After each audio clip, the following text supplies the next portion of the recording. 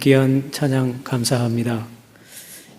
오늘은 역사적인 날입니다. 오늘은 종교개혁 500주년을 맞이하는 날이기 때문에 역사적인 날입니다. 종교개혁가 마르틴 루터가 종교 로마 교황청의 면죄부 판매 등을 비판하면서 95개 조항을 내건 지 500년이 되는 역사적인 날입니다.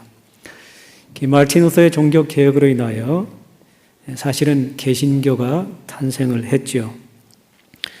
한국교회는 개혁 정신을 바탕으로 정말 놀랄 만한 성장을 가져왔습니다. 숫자적으로. 하지만 한국교회는 불신자들로부터 좋은 평가를 받지 못하고 있는 게 현실입니다. 세상이 오히려 교회를 걱정하는 그런 시대에 우리가 살고 있습니다. 제가 오래전에 읽었던 칼럼을 제가 한번 읽어드릴게요. 칼럼의 제목은 이런 것이었습니다. 한국교회 이대로 좋은가? 그게 칼럼의 타이틀이었습니다. 그 칼럼의 내용은 이런 것입니다. 한국교회는 선교 1세기를 맞아 세계 교회사에서 그 유래를 찾아보지 못할 정도로 엄청나게 부흥되었다. 그러나 물량적으로 비대한 성장을 가져오면서 중세 교회가 자기 안일과 비만에 걸려 신선한 생명력을 잃었던 것처럼 한국 교회는 지금 많은 문제점을 안고 몸부림치고 있다. 오늘날 한국 교회는 고난의 영광을 부담스럽게 생각하고 순교자의 정신을 외면하고 필연적인 부패를 이야기하는 자기 안일 속에서 서서히 무너져가고 있다. 십자가 네온 사인은 날로 더해가는데 사회는 왜 이다지도 칠흑같이 어두울까? 신문마다 능력의 사자라고 혜성같이 나타나는 권능의 사도는 많은데 왜 변화된 신자는 없을까? 세상에서 깜짝 놀랄만한 대형 교회가 다 한국에 있다는데 왜 빛은 흑암에 잠식되고 소금은 짠맛을 잃어 세인의 지탄과 조롱을 받을까? 세상과 구별되는 교회의 경계선이 무너졌기 때문이다. 빛이 어두움과 구별되들 교회는 세상과 분명한 경계선이 있어야 하는데 이 경계선이 무너지면 교회 존재 가치는 없어지고 마는 것이다. 이름만 거룩한 교회는 많은 수가 모여도 변화되지 못한 교인들이 모인 교회는 줄인 자들의 양식이 될 수 없고 방황하는 이들의 지표가 될 수 없다. 한국 교회는 이쯤에서 새로워져야 된다. 여러분, 이 칼럼을 들으면서 어떤 생각이 드십니까? 저는 이 칼럼을 읽으면서 제 마음이 굉장히 아팠고 교회 또 지도자로서 굉장히 부끄러운 그런 생각을 많이 하게 되었습니다. 여러분은 한국교회 이대로 좋은가라는 이 칼럼을 들었는데 여러분이 이런 칼럼의 내용을 들었을 때 여러분의 마음은 어떤 생각이 드시냔 말이죠. 여러분은 교회는 건물이 아닌 거 우리 아시죠? 교회는 건물이 아닙니다. 교회는 예수님께서 피로 값지고 사신 것이고 교회 주인은 예수 그리스도입니다. 교회는 예수를 주로 고백하는 사람들이 모이는 무리입니다. Group of people who profess that Jesus is the Christ. 예수님을 주로 고백한 사람들이 모이는 곳이 교회입니다. 그렇다면 교회가 건물이 아니고 우리 자신이 교회라는 것을 생각하면서 우리는 이런 칼럼의 내용을 들었을 때 우리 자신도 한번 돌아보면서 성찰을 해야 되지 않을까요? 우리 자신을 돌아보고 섬기는 공동체를 돌아보면서 우리는 지금 과연 이런 지탄을 받는 그리스도인이 아닌지, 혹시라도 내가 이런 지탄받을 만한 그런 그리스도인이라면 교회를 다니는 것이 아니라 교회가 되어서 세상 사람들에게 영향력을 끼치고 교회를 새롭게 하는 그런 일원이 되지 않을까요? 우리는 지난주에 복음에 대해서 생각을 해보았습니다. 그리고 성경의 핵심 주제가 뭔가를 생각해 보았습니다. 우리가 보았던 성경의 핵심 주제는 하나님 나라의 복음이었던 것을 우리는 생각해 보았습니다. 구약의 선지자들이 하나님 나라 회복을 위해서 외쳤고, 세례 요한, 마지막 선지자였던 세례 요한이 이 회개하라, 하나님 나라가 가까웠노라, 예수님이 오셔서 회개하라, 하나님 나라가 임했느니라 라고 얘기하셨던 걸로 봐서 성경의 핵심 주제는 다른 것이 아니라고 에덴의 회복, 하나님 나라의 회복이었던 것을 우리는 생각해 보았습니다. 사도 바울도 복음을 전할 때 언뜻 보기에는 십자가와 부활에 대한 복음을 전한 것 같지만은 내가 달려갈 길과 주 예수께 받은 사명, 곧 하나님의 복음을 증언하는 일을 마치려 하면은 나의 생명조차 조금도 귀한 것으로 여기지 아니하노라. 보라, 내가 여러분 중에 왕래하며 하나님 나라를 전파하였다라고 얘기를 합니다. 그러므로 성경의 핵심 주제는 다른 것이 아니고 하나님 나라 회복이었습니다. 우리는 나라에 대해서 생각해 보았고 하나님 나라에 대해서 생각해 보았습니다. 하나님 나라가 이루어지기 위해서 예수님께서 기도하라는 것도 생각해 보았습니다. 하나님 나라는 어떤 나라였습니까? 하나님의 백성이 있는 나라가 하나님 나라입니다. 하나님의 땅이 있는 것이 하나님 나라입니다. 그것보다 더 중요한 것은 하나님의 주권이 있는 것이 하나님 나라입니다. 이 하나님 나라는 장소적인 개념이라기보다는 하나님이 통치하고 하나님이 다스리는 그런 나라가 하나님 나라이라고 생각해 보았습니다. 오늘은 이 복음화, 오해와 진실이란 주제로 말씀을 선포합니다. 복음화에 대한 시각이 두 가지가 있다고 생각을 합니다. 어떤 사람들은 복음화라는 것을 신자를 만드는 걸로 생각하는 그런 사람들이 있습니다. 반면에 어떤 사람들은, 어떤 기독교인들은 복음화를 생각할 때 세상의 소금과 빛의 역할을 감당하면서 하나님 나라를 이루어가는 것을 복음화라고 생각하는 사람이 있습니다. 예를 들어서 시카고 지역을 복음화합시다고 했을 때 어떤 기독교인들에게 떠오르는 생각은 시카고에 있는 믿지 않는 자들을 개종시키는 것, 교회로 인도하는 것 정도로 복음화를 생각하는 사람이 있고, 또 그런가 하면 어떤 사람들은 시카고를 복음화하고 했을 때 정말 우리 일상에서, 삶의 현장에서, 가정에서, 일터에서, 비즈니스에서 하나님의 주권을 내어드리고 이 땅을 하나님으로 만들어 나가는, 하나님 나라로 만들어가는 것을 복음화라고 생각하는 사람이 있습니다. 저는 개인적으로 두 가지 다 복음화라고 생각을 합니다. 그러나 그저 복음화라는 것을 이 불신자들을 개종시키는 정도로, 교회 안 나가는 사람들 교회 데려다 놓는 정도로 생각하는 것은 완전한 복음화는 아니라고 생각을 합니다. 복음화라는 것은 시카고 땅을, 시 공간 전체를 하나님 보시기에 좋은 하나님의 나라로 만드는 것이 진정한 복음화라고 생각을 합니다. 그런데 대부분 한국 교인들은요, 대체로 복음화라 그러면은 신자를 만드는 정도, 불신자들 교회로 데려오는 정도로 생각하는 그런 경향이 많이 있는 것 같습니다. 여러분이 잘 아시는 CCC, Campus Crusade for Christ라는 그런 대학생 선교 단체가 있죠.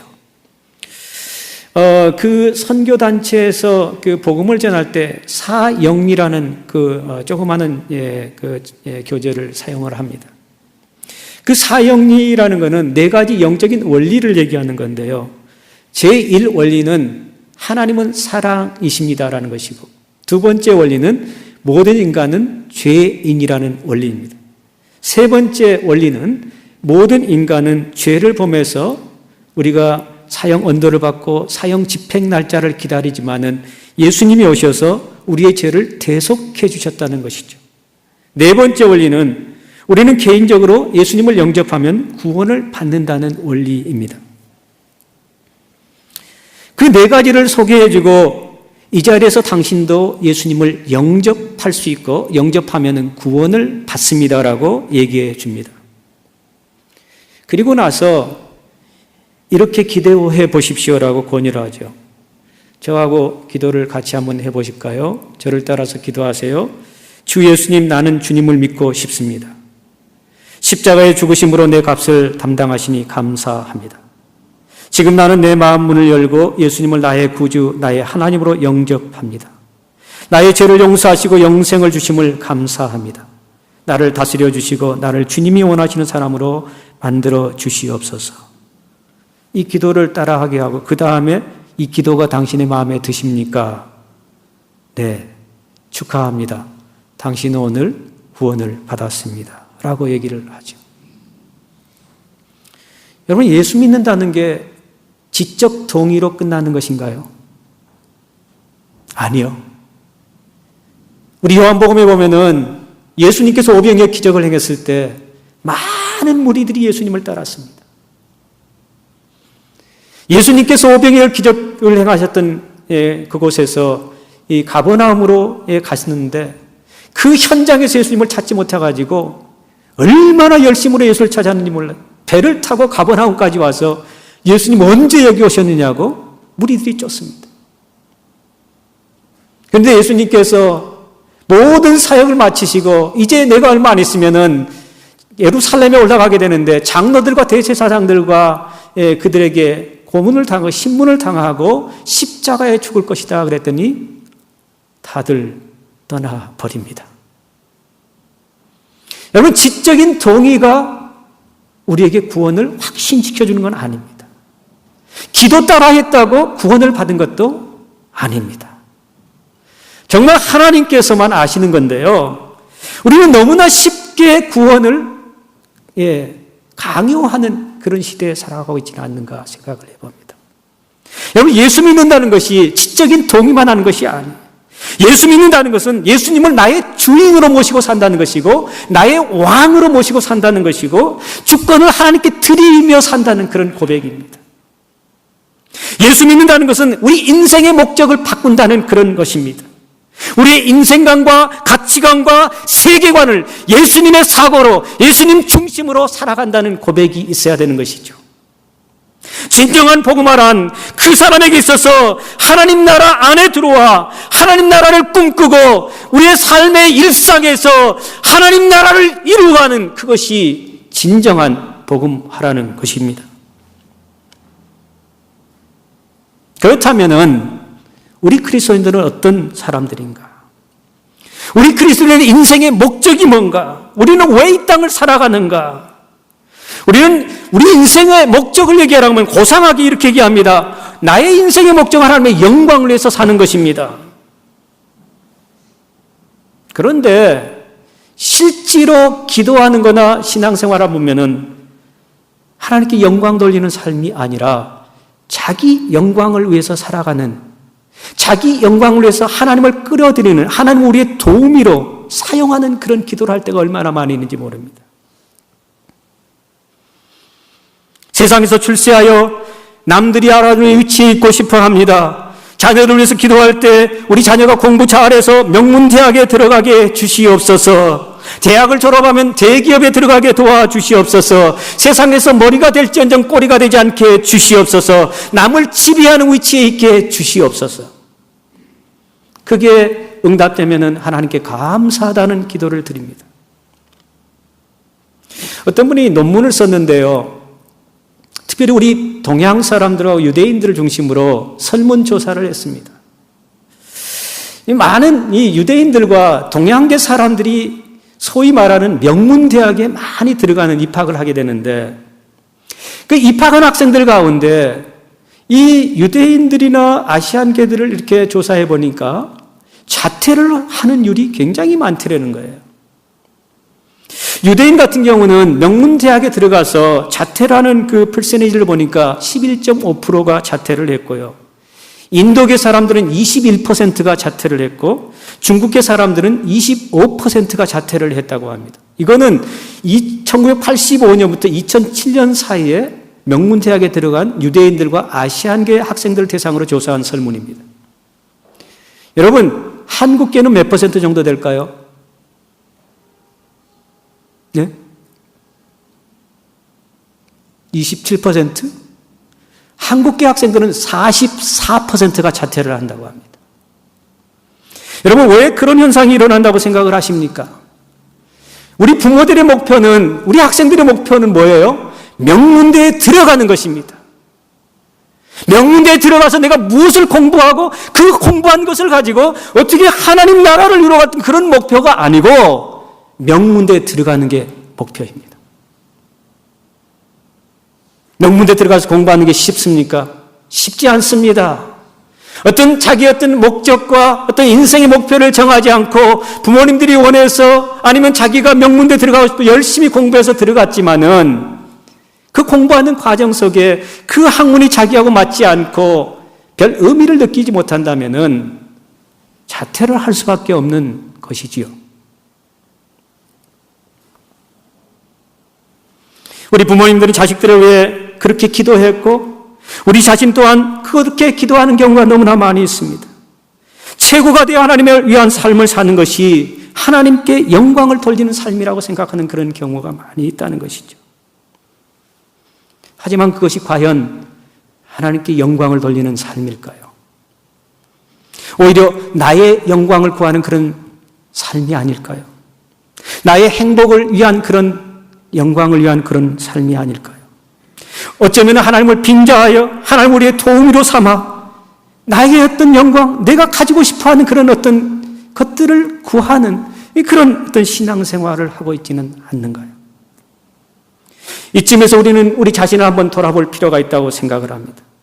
나는 과연 신앙생활하면서 하나님께 영광을 돌린다고 위장하면서 하나님께 기도할 때 자신의 영광을 위해서 기도하고 있지는 않는지, 하나님을 나의 영광을 위한 도구로 사용하고 있지는 않는지, 내가 인생의 주인이 되어서 하나님을 심부름꾼으로 사용하고 있지는 않는지 우리는 이쯤에서 한번 생각해 봐야 될 거라고 생각을 합니다.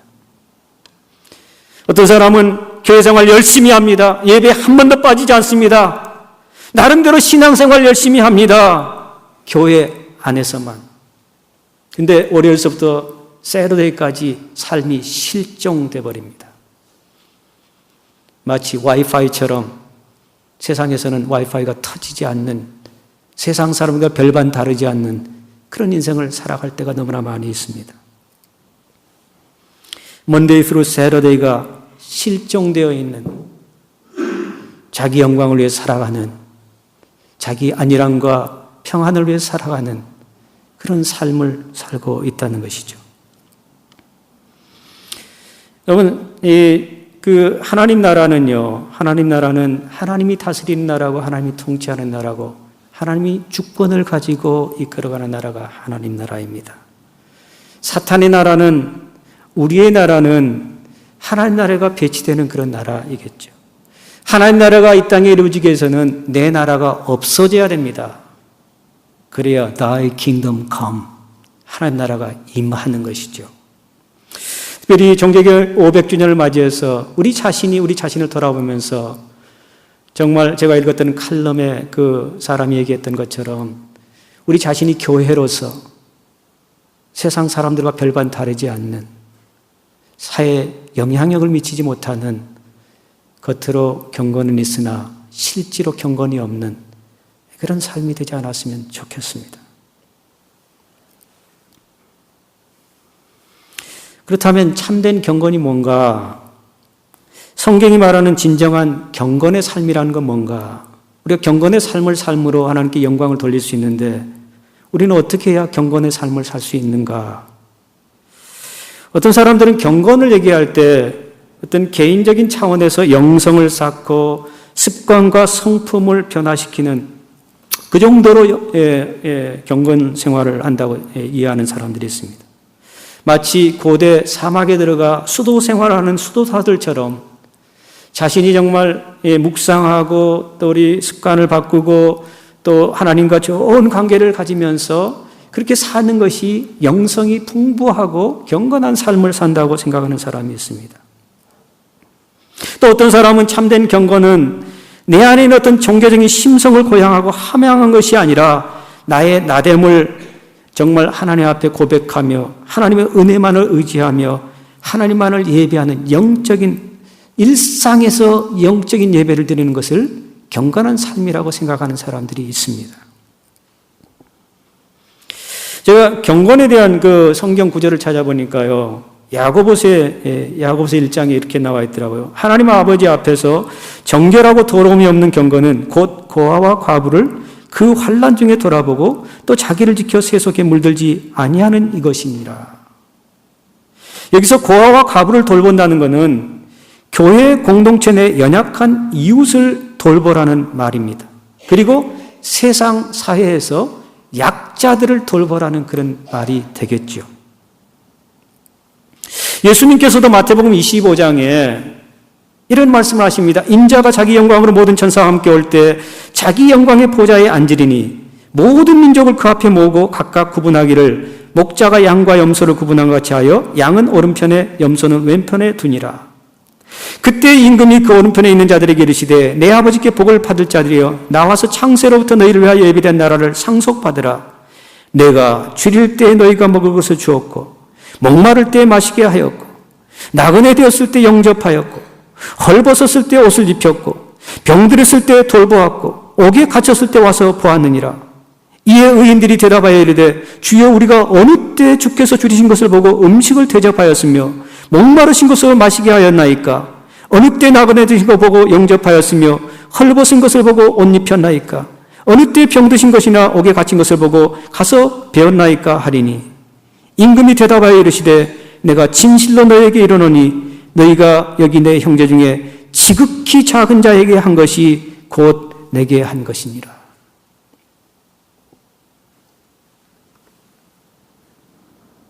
여기서 예수님께서 6가지 선행을 얘기하는데요.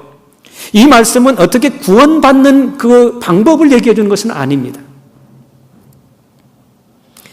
그런데 만약에 이게 구원받는 방법이라면은 이 남에게 베푸는 그런 삶을 살아야 되는데 가난한 사람은 어떻게 베풀 수 있죠? 내가 어려운 사람 돕고 싶은데 돈이 없어요. 그럼 그 사람은 어떻게 돕죠? 내가 좀 건강한 몸으로 많은 사람들을 봉사하고 싶은데 장애우들은 어떻게 봉사를 할 수 있죠? 하나님은 그런 하나님이 아닙니다. 우리의 선행을 보고 우리를 구원시키는 그런 하나님은 아니십니다. 이 말씀은 종말을 사는 그리스도인들에게 예수님께서 복음화, 우리의 일상에서 그리스도인들이 어떻게 복음으로 살 건가를 얘기하는 말씀이라고 저는 생각을 합니다.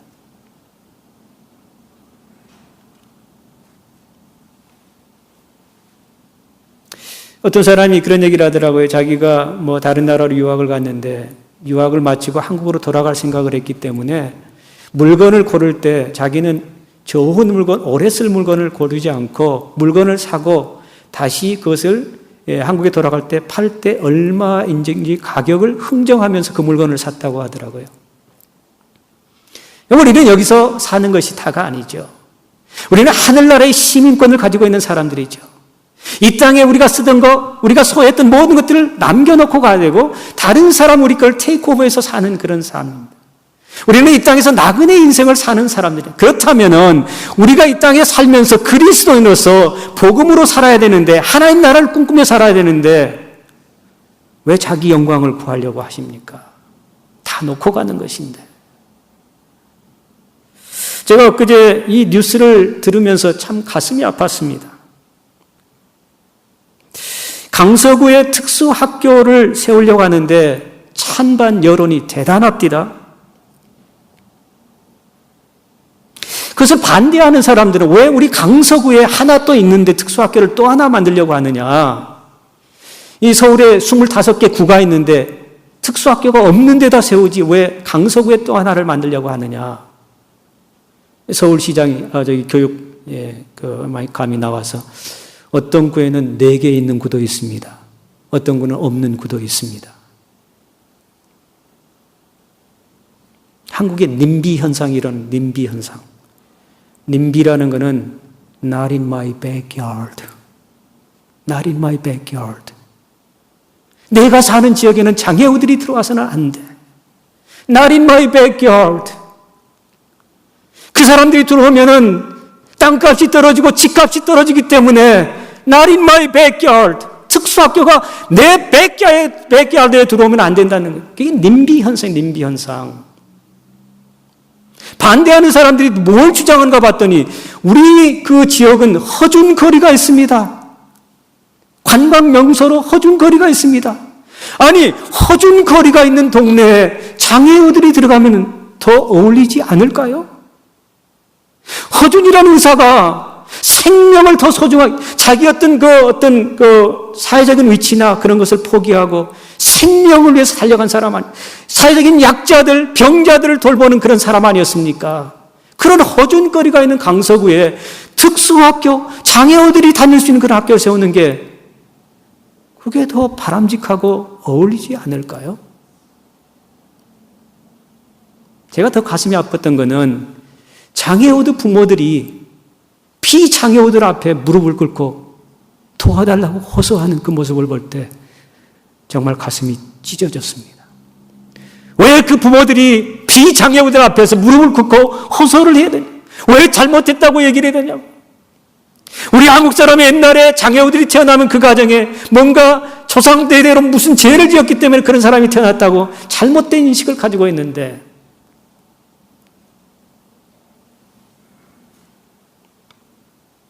예수님께서는 내 형제 중에 지극히 작은 자에게 한 것이 나에게 한 것이다 라고 말씀을 하십니다.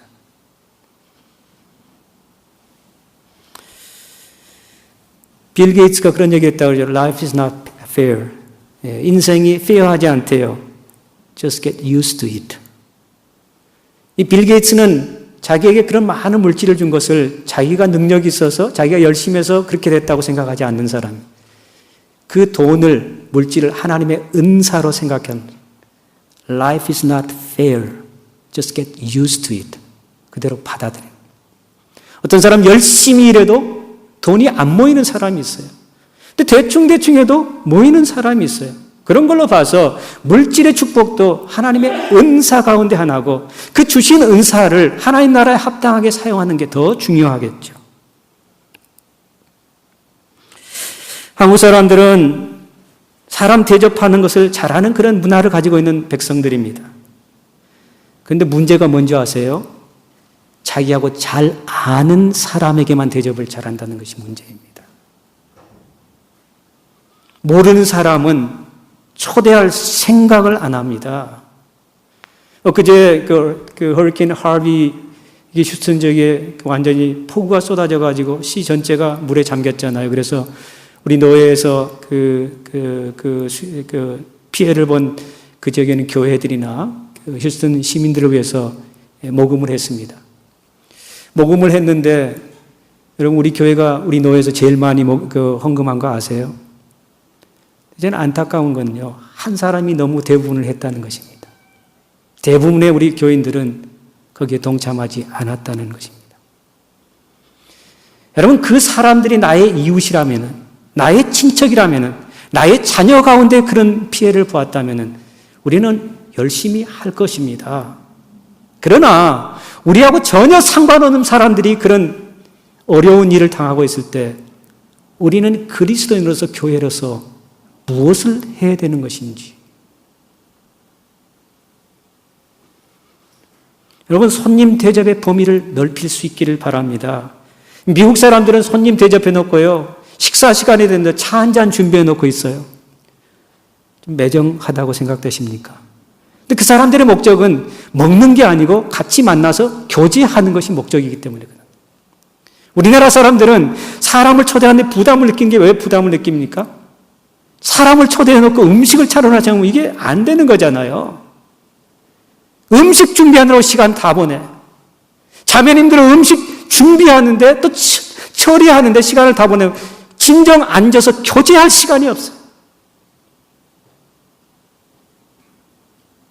음식 문화도 좀, 그런 대접하는 문화도 절반씩 섞었으면 좋겠어요.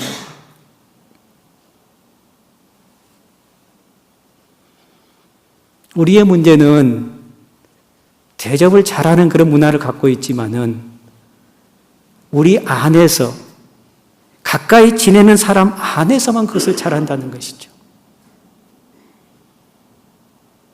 사회적인 약자들이나 고아나 과부나 정말 힘들게 살아가는 소외된 약자들, 그런 사람들은 신경조차 쓰지 않고 살아가는 게 우리 그리스도인의 모습이 아닌가 그런 생각을 해 봅니다. 월비전 그 파운더였던 그 바 피어스 목사님이 그런 얘기, Let my heart be broken with the things that breaks the heart of God.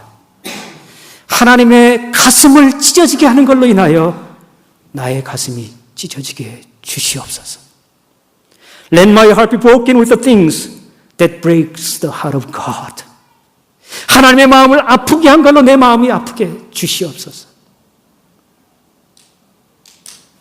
사랑하는 성도 여러분, 우리가 경건한 삶을 산다고 할 때 세상에 영향력을 미치기 위해서는 세상 사람들보다는 좀 나아야 될 것입니다. 그리고 하나님 나라의 복음을 우리가 철저히 깨닫고 가정에서 우리 일상에서 일터에서 비즈니스에서 하나님께 주권을 내어드리고 내가 하나님 나라의 도구가 되어서 하나님께 영광을 돌릴 때 그때 하나님께서 영광을 받는 거지, 우리 자신이 스스로 지식으로 동의하고 성경 많이 알고 그런 것으로 경건하다고 하나님 얘기하지 않잖아요. 작은 소자에게 한 것이 나에게 한 것이라. 종교개혁 500주년을 맞이해서 우리 자신이 하나님을 끌어들여서 우리의 영광을 구하는 것이 아니라 우리가 하나님의 도구가 되어서 하나님 꿈꾸는, 하나님이 다스리는, 하나님이 통치하는 하나님 나라를 이루어가는 귀한 도구가 되기를 간절히 축원합니다. 함께 기도하십시다.